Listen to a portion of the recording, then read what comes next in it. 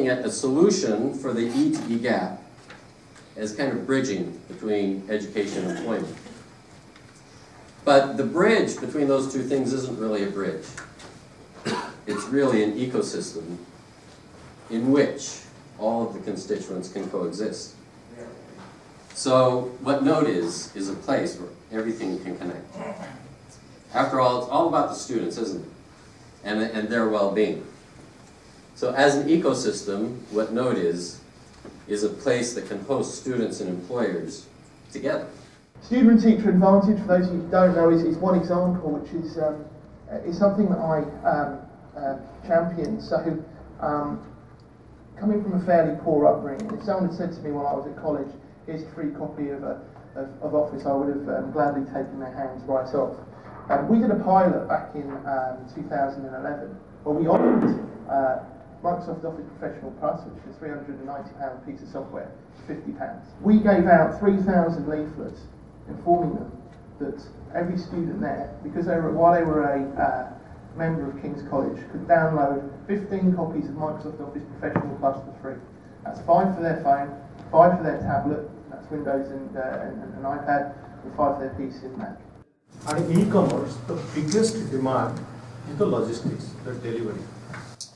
Now, nobody's training people in logistics and delivery. So it's becoming like, because there's a huge demand in the industry, anybody available, the first available is absorbed, not the best available. There are a lot of students from India coming to the UK, of course, at lots of different levels. And going the other way, the UK obviously is uniquely placed to provide teaching skills, teachers, curricula, and stuff like that. So I think it's a good match between the two countries. I would argue that along with healthcare and technology, that education is the most important area of trade, if you like, between the two countries. The government-based programs are grant-based. It's for free.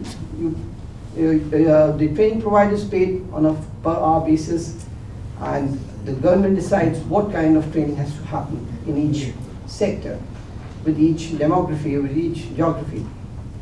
NSCC is caste, creed, culture, no bar.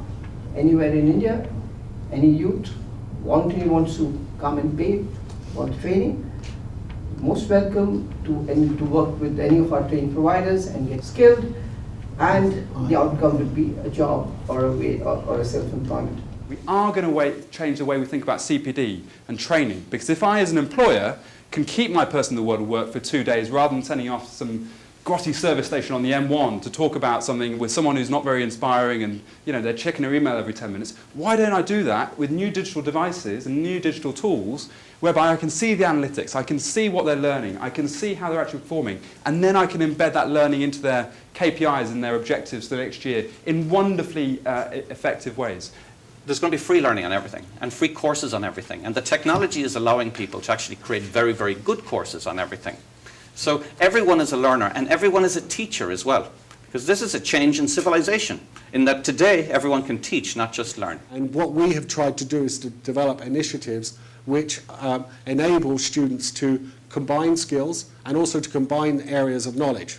So if they are a great finance expert, we also want them to develop skills in corporate strategy so that they can actually evaluate whether or not a startup's strategy is likely, it justifies the valuations of the company that are on the stock market. So those types of bridges between types of skills are things that we also build as well.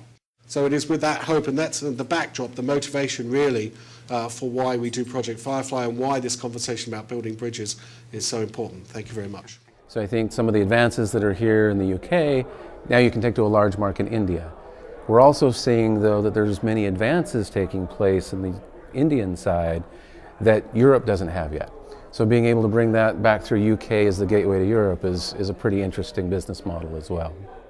Our entire education system is focused on individual outputs and outcomes. From kindergarten through graduate school, if I collaborate on a test, what happens? I get kicked out of school, right?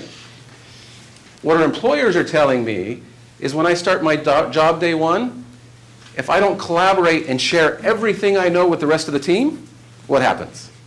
I get fired.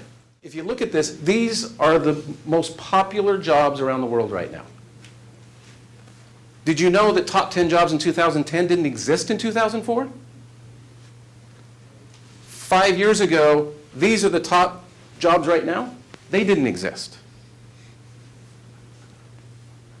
So that's a whole other problem, that the gap is only going to get bigger. But what I want to make the point is that Indians are ahead of us in terms of acceptance of technology.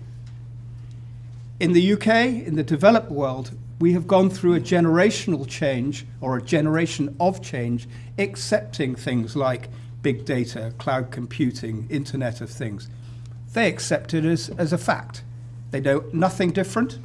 I'm not making a comment that that's bad. In fact, it's probably very good.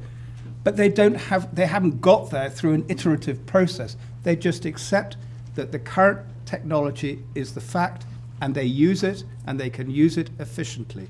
Our learning experience is even better. It's true, personalized, it's adaptive, and very interactive. We do that because we're also a software company. We develop the e-learning technology behind it. And, well, in the current learning age, I guess you cannot say that content and technology, you cannot see it separate from each other anymore. And we want to offer the best of both worlds. There are things which will happen in an Indian way, but coming to London, meeting people from all over the world, looking at what they're doing should open their minds, and they should be able to think differently.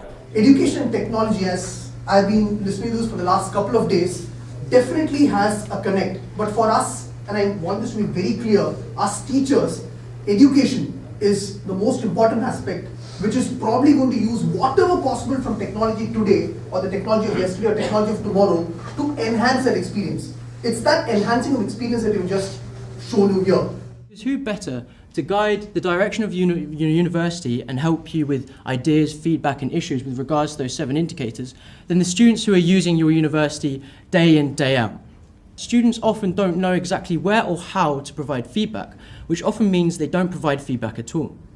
So what happens is, you end up with a broken feedback loop because of the lack of a designated space. So what we've done at Unity is create a dedicated space for the student voice. Now here, students, reps and their staff can collaboratively raise and resolve issues. And what is enabling all this in the world today is the world becoming more and more integrated, more and more connected, and countries becoming more open.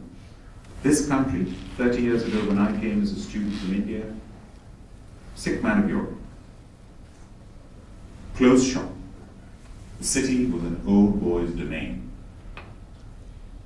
To get to the top in this country, quite often you have to go to the right school, the right university. Today, middle class feeling in this country. Anyone can get anywhere. I've said for years, one day in my lifetime, an Asian will become Prime Minister of the United Kingdom. Last year, the Prime Minister himself said it. He just said, not too soon, please.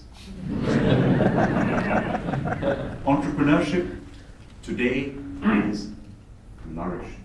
Celebrate. It's cool to be an entrepreneur. They are heroes of our country. I think you should definitely keep your options open because you never know what's going on. So we feel today we are good teachers. Tomorrow, we would probably benefit from being good students because there is a completely different thing happening somewhere else in the world. So it's better to learn for a couple of days and then start teaching that wherever we are. So if we can keep our minds open, I think the possibilities are limitless.